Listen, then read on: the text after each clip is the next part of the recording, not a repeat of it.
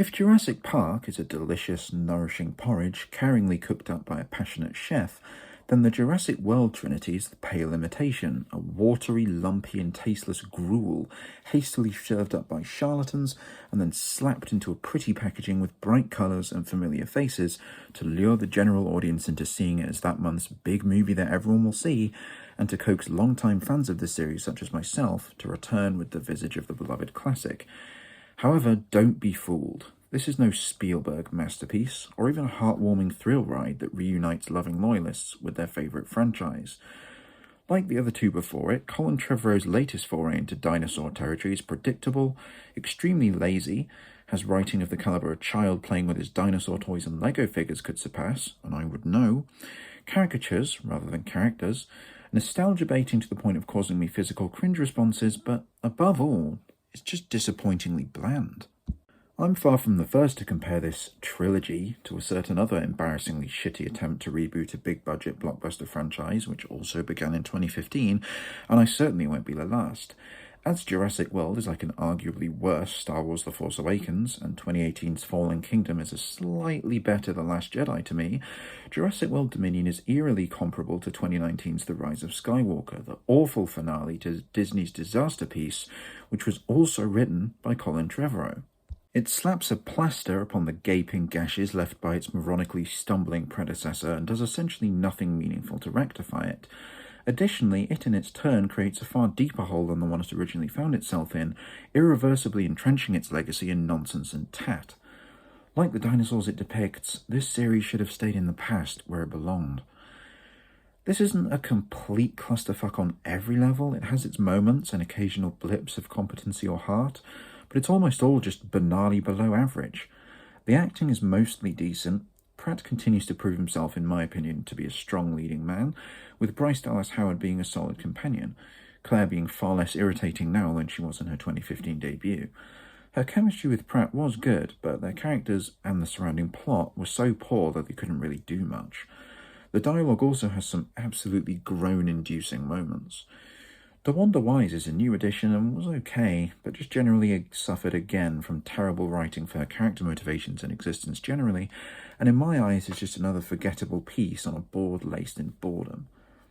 In terms of the legacy characters, of course it was nice to see Sam Neill, Laura Dern and Jeff Goldblum on screen together again. Grant's introduction with the theme playing momentarily making me actually feel something and want to be invested. Of course, this is what the studio was hoping for, and essentially the entire motive behind the inclusion of these characters. There was nothing interesting done with them, no new ground trodden or insightful introspection faced by these icons. Instead, they're just there for the ride, and we're expected to simply cheer, laugh, cry, and be happy that Trevor and his lackeys were gracious enough to grace us all with their presence. Well, no. You can't just bring back old characters and then go, well, are you happy now? Where are the 10 out of 10 ratings? You have to actually do something with them that makes it worth bringing them back. Otherwise, they're just there to remind you that you could be spending these 2.5 hours, much longer than necessary, by the way, watching a much better movie like, Jurassic fucking Park. However, I guess they did a good job with the bland shambles they were given to work with, and it was nice to see them again. There were a few moments of genuine pleasure it lent me, such as the scene with Ian and his flaming torch, or some Alan and Ellie moments, so I guess that's good. However, you'll notice earlier that I said the acting was mostly decent. I'm sorry to say that I found Isabella Sermon intensely irritating. She has some moments of better acting, and she wasn't completely unwatchable, but she definitely needs to improve a lot, and I don't think she was overall a positive addition to the movie. I don't want to be harsh, I get she's young and she could have been a lot worse, but it still bothered me and made me wince constantly. Honestly, just fuck the whole character of both Maisie and her mother, Charlotte. Not going to spoil why I've said that in, quotes. Really ham-fisted and terrible overall. It wasn't all her fault, it was mostly the terrible writing, but she really just didn't work in the film. This brings us to one of the biggest problems that goes beyond just mediocrity into being actively terrible. The so-called villain sucked. I'm not exaggerating when I say it's easily one of the worst antagonists I have ever seen in a film to date. He was useless, did nothing intimidating or even interesting, and his motivations weren't even generic, they were straight up non-existent. They tried to do the most cookie-cutter, unoriginal and played-out, rich, evil CEO who wants power trope, but they couldn't even get that right. Just inexcusably awful. I could have written a better villain than this. And, you know, also I appreciate he had next to nothing to work with, but Campbell Scott was just terrible as well, utterly forgettable. I want to apologise to Malekith from Thor the Dark World, as well as basically every D-tier MCU villain.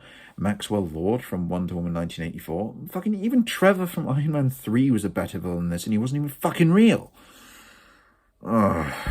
Congratulations, Lewis Dodgson. You were literally the most boring, ineffective, unmemorable, and limp, pathetic villain I've ever seen. Just an absolutely pitiful effort.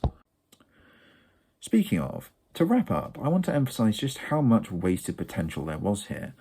Seriously, a film about humans having to live in a world with dinosaurs everywhere could have at the very least been entertaining. Think of it, we could have gone balls to the walls with this shit. Mad Max-style apocalypse with dinosaurs, a Dune-style culture that had learned to live alongside them, maybe riding pterodactyls with fucking guns on them, I don't know. It would have been stupid, but at least it would have been fun and exciting. This film got so boring, I was honestly surprised at how little they did with this idea. For God's sake, the aforementioned kid playing with his toys would have come up with a much more exciting narrative. I know I did when I was younger playing, and I'm sure many of you did too. The writers for this should be thoroughly ashamed of themselves for putting forth such a piss-poor effort, managing to make this concept so joyless in execution, and for having such a limited, lazy imagination. Or perhaps they were crunched and working under strict, suffocating restrictions from the studio, I don't know. But bottom line is, whoever is to blame, the final product is this. Honestly, I just wouldn't recommend even watching this. It has barely anything to offer anyone. The most it can do is serve as something to slap on the TV as background noise to shut the kids up for a bit, or for die-hard fans and film buffs to critique and tear apart at length. Me, though, I'm just disappointed.